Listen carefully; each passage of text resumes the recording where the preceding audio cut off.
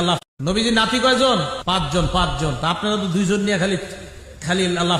আমি বুঝতে পেরেছি তোমার মাথায় যে টুপি আছে এটা হুসাইনের টুপি না, এটা ইয়াজিদের টুপি। ইয়া রাসূলুল্লাহ, আপনি তো হযরতে জাবেরের ঘরে দুই সন্তান, মৃত সন্তানকে হাত ধরে টান দিয়েছিলেন, জাবেরের দুই সন্তান জীবিত হয়ে গিয়েছে।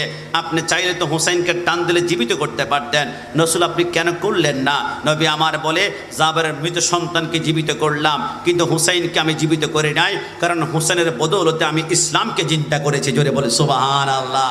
আমি আল্লাহর কাছে কিয়ামতের ময়দানে বলবো, আল্লাহ আমার হোসেনের খুন মোবারকের বদলা চাই।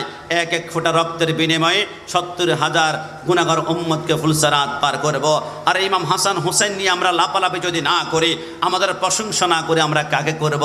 রসুল চমৎকার বলেছেন, হাসান হুসাইন দুইজনে কুস্তি খেলা খেলছিলেন।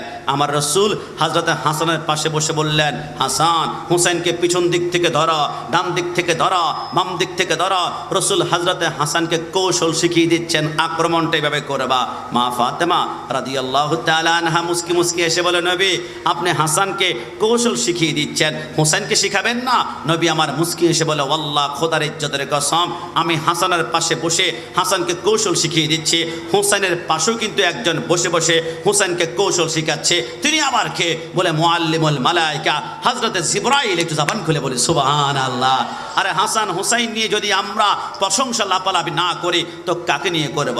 হযরতে মাওলা আলী বলে, ক্বালাল হাসানু বিআসবাহি রাসূলিল্লাহি সাল্লাল্লাহু আলাইহি ওয়াসাল্লাম বাইনা সদরি ইলা রাসি। হযরতে হাসানের মাথার তালু থেকে বুক পর্যন্ত রাসূলুল্লাহর মতো, হযরতে হুসাইনের বুক থেকে পার তালু পর্যন্ত রাসূলুল্লাহর মতো। হাসান হোসেনকে একসাথে দাঁড় করালে মনে হয় স্বয়ং রাসূলুল্লাহ আমাদের সামনে দাঁড়িয়ে আছেন। সাহাবায়ে কেরাম বলে, রাসূল বিদায় হওয়ার পরে, পর্দা গমন করার পরে রাসূলকে যখন দেখতে মন চাইতো, আমরা হাসান হোসেনকে একসাথে দাঁড় করাতাম, মনে হয় স্বয়ং রাসূলুল্লাহ আমাদের সামনে দাঁড়িয়ে আছেন। একটু জবান খুলে বলি সুবহানাল্লাহ। গতকালকার আল্লাহু আকবার, ইয়া রাসূলুল্লাহ, ইয়া গাউসুল আজম দস্তগীর জিন্দাবাদ। আমার ভাইয়ারা, গতকালকার আগের দিন আমি পটিয়ায় প্রোগ্রাম করেছিলাম, দক্ষিণ আসিয়া সুন্নিয়া মাদ্রাসার মাঠে। আমাকে বলে, হুজুর নামাজ তো পড়ি, রোজা তো রাখি, হজ করি, যাকাত দেই, আমলের কোনো কমতি নাই। হুজুর আমল তো আছে, মুহাব্বতকে আবার জরুরি, মুহাব্বত করতেই হবে।